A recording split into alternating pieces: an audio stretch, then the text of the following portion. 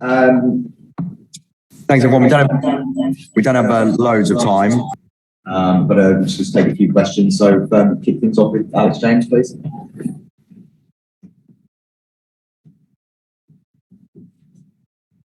Hello. It's muted. Hi, Sean. Can you hear us? Always does for yours. Just your reflections on that breathless game to watch what was your verdict. I'm pleased once again, really, to be honest, with the performance level. Obviously disappointed too. Kind of mistakes in set pieces, they can go against you, but we're strong at that. And a good ball in from them, to be fair, they've attacked it, we haven't dealt with it. And then second one, Taki makes a pass that allows them the chance to win, but I'm not going to over-question him. I think he's been absolutely awesome this season. So, and his mentality straight afterwards was fantastic to see the game through as he does. And then our mentality, front foot mentality to try and win a game, that's quite obvious by the way the team went about it, I thought. Including the way that we tried to affect it from the bench. Still, searching for that win, but like I said, there's a lot of good signs there. We've got to at least maintain these performances and add the edge, but there were certainly good signs again today. Maxwell Carney sort of showed what he's about again going forward with 2 goals defensively, perhaps not up to speed with the framework of you guys, but how do you assess his performance and perhaps where his best position lies going forward? I think that's the balance. I think understanding the difference in the Premier League on turnover and transition. I think the last 15 minutes of the first half, he was just getting a bit too high up the pitch, and it was allowing them to break forward in the pocket and behind him. So that's why we changed it, obviously. But he still delivered. He came to life in the number 10. He's super strong for the ball that West just sort of played him behind, and he's got his shoulders in, super strong and a fantastic finish.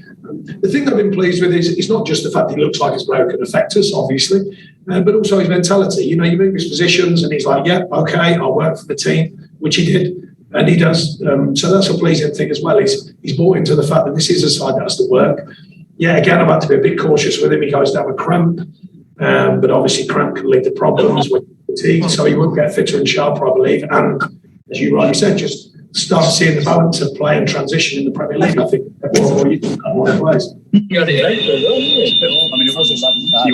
went with one up top again today after last week, and difficult role for Chris Wood, obviously on his own. And how do you sort of assess his performance in terms of hold up play and effectiveness, and obviously not just been about goals as we've spoken about before?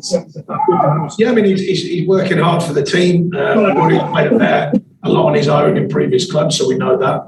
When we can, we've got him into the game. Sometimes we've got to get up there a bit quicker. Maxwell's probably the more likely, the way that he sees the game, seeing the picture quickly, just finding that extra pass in between sometimes. But there was good signs of it. It's just how many more ways that we can find them passes, how many more ways that we can operate in a game.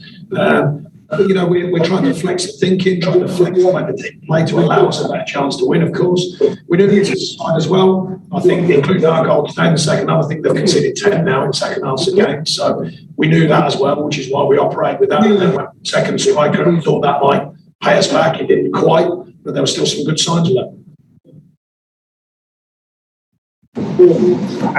It's another game where you've taken the lead and not managed to convert it into 3 points, which must be frustrating. Are you able to sort of put your finger on why that is? Is it a little bit of a mentality thing? Is it credit the opposition, or just one of those things? No, it's a bit of everything. You haven't got your first wins. There's a little bit of nerves. I didn't think that affected us too much today, actually. I thought we stuck at it. They had a good little spell before the goal from the corner of just 4 or 5 minutes. The crowd got behind them. Second half, we calmed all that down and had our fair moments in the game and defended pretty well. And there's a lot of things go on in games, the way that games can pan out. And in my time, I'm very experienced throughout football, but certainly in the Premier League over the years. And sometimes these things go together. We've had runs where we're not maybe scoring as often. We've had centre forwards not scoring as often. We've come through all of them. We've had set pieces going against us, set pieces going for us. There are all them question marks. But to define the single moment, it's very difficult. There's a lot goes on in a football match. And sometimes you can plan and it still can go against you. But obviously we're aware of it. We're aware of the situation. I can assure you of that. I'm working very hard with the players to just detail it down and get back to them where winning performances. But I don't believe we're far away from it. Last one from me.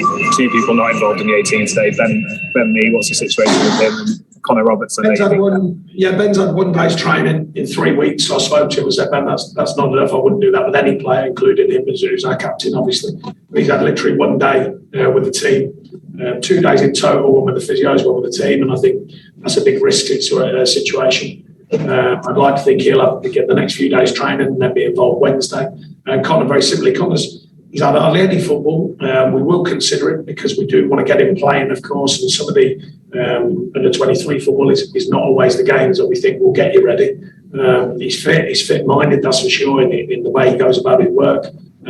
I would prefer him to have games, but it might be one where we need to use these games, including possibly the Tottenham game, to add to his fitness levels and get him sharp and give him a chance to feel what it is to be with us. Sure, we'll say straight back. Thank you. Thanks, Alex. Take one from Hector Nuns, please. Oh, hello, Sean. Can you hear me okay? Yeah. Just one for the Monday papers, if I may, Sean. Just on Maxwell, just a quick look at his stats, and you see that I think he scored something like 4 goals against Man City in the Champions League. So that's his pedigree. How important, this is a very different role, just as important, trying to push Burnley up the table. How important is it to have a natural goal scorer when you are trying to move up the league as you are? I think he can assist as well. He sees the picture early. We've been pleased so far, but it's still early days. He's still getting to the true fitness and sharpness and understanding the balance of his performance as well, that attacking side, but then the balance with the defensive side as well. Because in the Premier League, that's a really important thing for wide players, or whether he's playing in the number 10, to get that balance right, because teams work on transition well, and they had a spell the last 15 minutes today when they did, and he didn't quite see the defensive picture as quickly.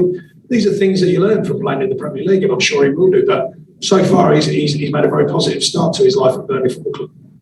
And you can't sort of kid pros. Do you think other players at the training pitch, they see that he's got something that can really, really help the squad? I'd like to think all players look around the squad. Players have different things and different ways of working, but they help the squad. So I'd like to think all of them look at each other and know that whatever team we can put out there, then they're going to think that they can perform and affect what we do. Thank you. Thank you. Just finally, Chris Bowden, do you have a question?